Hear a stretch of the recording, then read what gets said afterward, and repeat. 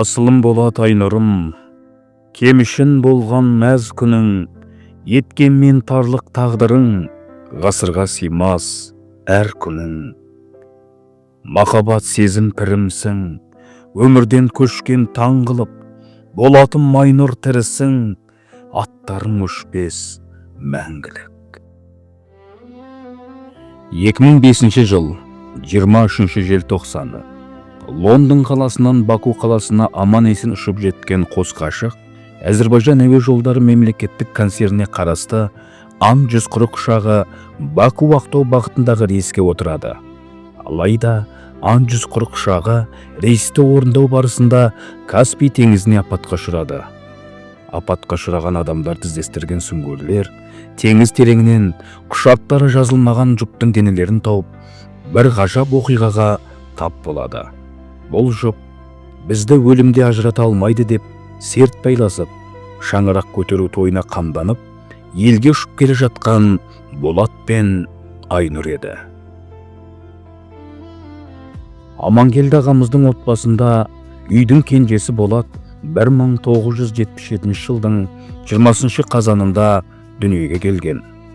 Жастайынан зерек, теңіз бен мұхитқа қызығушылығы артқан Болат Шу өзенінің бойында өскен. 1984 жылы алғаш рет Жамбыл қаласындағы Надежда Крупская атындағы номері 3 мектептің табалдырығын аттап, 1994 жылы Шу ауданы Төле би ауылындағы Сәкен Сейфуллин атындағы мектепті үздік аяқтайды. Әділетсіздікке жаны қас бозбала жігіт Әл-Фараби атындағы Қазақ ұлттық университетінің халықаралық қатынастар факультетін халықаралық құқық мамандығы бойынша бітіріп шығады. Өзінің қысқа жарқын ғұмырында Болат 1999-2002 жылдары Жамбыл облысы Байзақ ауданы прокуроры көмекшісі, Жамбыл облысы прокуратурасының әлеуметтік экономикалық саланы бақылау бөлімінің прокуроры, мемлекеттік органдар қызметін бақылау бөлімінің прокуроры қызметтерін атқарды. Болат Ақтау халықаралық теңіз сауда порты, Республикалық мемлекеттік кәсіпорынның корпоративтік даму басқармасы бастығының орынбасары, заң бөлімінің басшысы болып істеген. Жаңалық атаулыны білуге деген құштарлық бойында кернеп тұратын. 3 тілді жетік білді. 2005 жылы Кардиф университетінің бағдарламасы бойынша оқуға Қазақстан Республикасы президентінің халықаралық стипендиясын алу конкурсына қатысып, жеңіске жетіп, Ұлыбритания еліне магистратураға түсіп, білімін тереңдету үстінде еді. Бала кездегі заң үстемдігін орнату арманы жетелеп, білімді де білікті заңгер ретінде Дінмұхамед Қонаев атындағы университеттің қылмыстық істер құқығы және криминология кафедрасының ғылыми зерттеушісі ретінде қазіргі кездегі қылмыскерлердің криминологиялық мінез құлқының ерекшеліктері тақырыбында кандидаттық диссертация қорғауға дайындалып жүреді.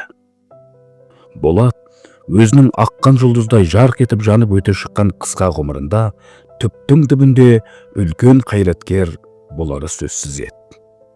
Ал Айнұр әкесі елеместің сүйікті қызы болып, Ақтөбе облысының Қобда өзенінің бойында 1977 жылдың 7 тамызында дүние есігін ашады. Өмірге деген құштарлығы басым болған Айнұр 1994 жылы алғаш табалдырығын аттаған мектебін бой жетіп үздік бітіріп шығады. Ақтөбе корпоративтік колледжін үздік тәмамдаған соң, бірден Қарағандыдағы экономикалық университетке сырттай түсіп, Ақтөбе қаласындағы Пионер сауда үйінде кеңсе менеджері болып алғаш еңбек жолын бастады. Біліктілігін арттырып, тәжірибесін шыңдау мақсатында 1998 жылы Алматыға барып, сол жерде Қазақ-Американ университетіне кадрлар бөлімінің бастығы болып қызметке орналасады.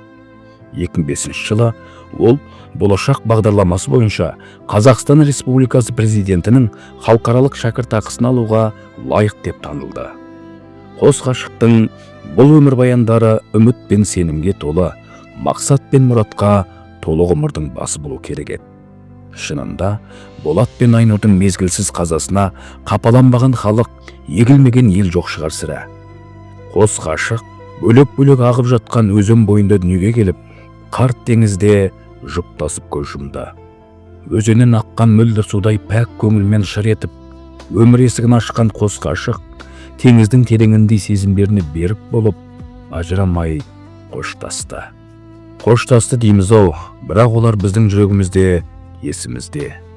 2007 жылы осы мөлдір махаббаттың символына айналған Болат пен Айнұрдың оқиғасынан кейін Тараз қаласының Сүлейменов көшесінде Қазақстан Республикасы президентінің болашақ бағдарламасы мен Ұлыбританияның Кардиф университетінің магистратурасында оқыған Болат Амангелдіұлы Карентаев пен ақтөбелік Айнұр Елемесқызы Сүлейменованың есімдерін есте қалдыру мақсатында сол кездегі Қазақстан Республикасының мәдениет және ақпарат министрі, мемлекеттік комиссияның төрағасы Ермұхамед Ертісбаевтың шешімімен махаббат символы монумент ашылды.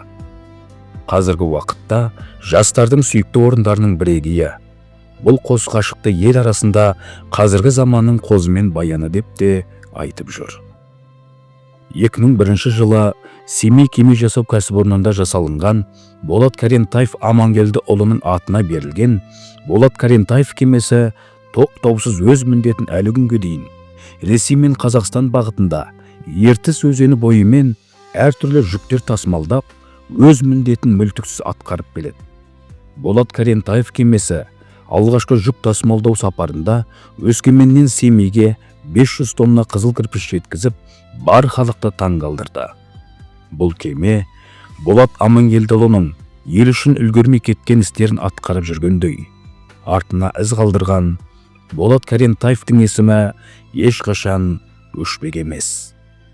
Жамбыл облыстық тарихи өлкетану музейінде Болат Карентаевтың жеке заттары мен фотосуреттері, ол туралы естеліктері қойылған. Кіршіксіз махаббат жалыны ешқашан сөнбейді. Махаббатта басқа сезімдерден биік қойған адамдар есімі ел есінен кетпей.